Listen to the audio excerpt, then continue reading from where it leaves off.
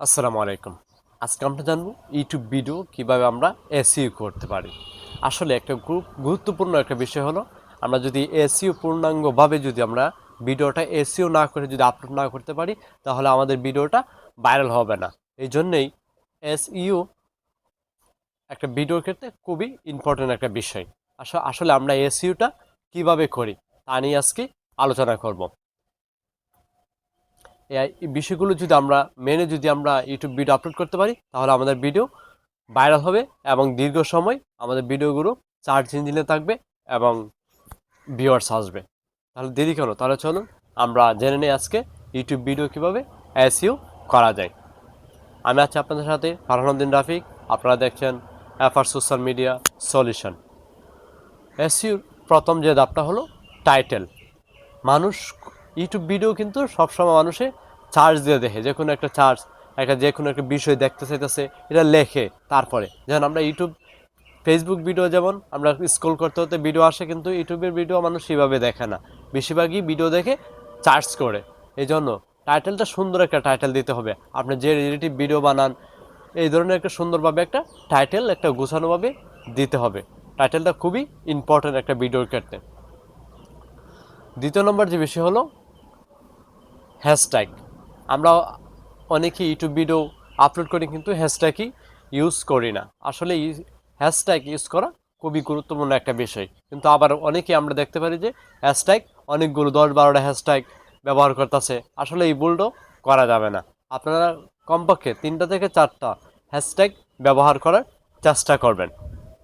3 নম্বর যে বিষয় হলো ডেসক্রিপশন।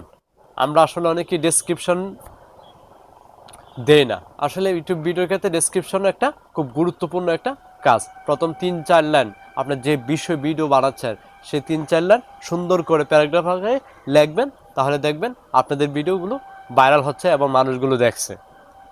4 নম্বর যে বিষয় হলো ট্যাগ। আসলে আমরা অনেকেই জানি না ট্যাগ যে একটা ভিডিওর ক্ষেত্রে কতটা ইম্পর্ট্যান্ট একটা বিষয়। আমরা ট্যাগ তো টাইটেল তো একটাই দেয়, যেমন আমরা ধরেন কীভাবে ধরেন কীভাবে বিকাশ অ্যাকাউন্ট খুলতে হয়, শুধু একটাই টাইটেল দেই। কিন্তু আমরা যখন ট্যাগ ইউজ করি কিন্তু অনেকভাবে দেওয়া যায়। আমরা বাংলা দিতে পারবেন, আমরা যেমন বাংলিশ লেখি বিকাশ অ্যাকাউন্ট কীভাবে খুলতে হয়, আবার বাংলা লিখতে পারবেন, আবার হাউ টু বিকাশ, সবগুলোই আপনি ট্যাগে ব্যবহার করতে পারবেন। একটা মানুষ কীভাবে চার্জ করে, কয়টা নিয়মে একটা মানুষ চার্জ করতে পারে, সবগুলো নিয়ম আপনি ট্যাগের মধ্যে দিতে পারেন। ট্যাগ একটা ভিডিওর ক্ষেত্রে খুবই ইম্পর্টেন্ট একটা বিষয়। 5 নম্বর যে বিষয় হলো থাম্বনেল। আসলে একটা ভিডিওর ক্ষেত্রে থাম্বনেল খুবই গুরুত্বপূর্ণ একটা বিষয়। আপনারা যদি থাম্বনেল প্রপারলি ইউজ না করতে পারেন, তাহলে আপনার ভিডিও কেউ দেখবেন না।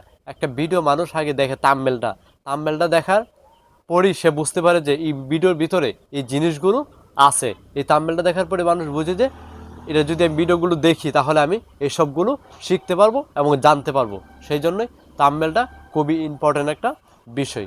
আশা করি থাম্বনেলটা আপনার সুন্দরভাবে গুছিয়ে থাম্বনেলটা দিবেন, তাহলে অবশ্যই আপনাদের ভিডিওগুলো ভাইরাল হবে।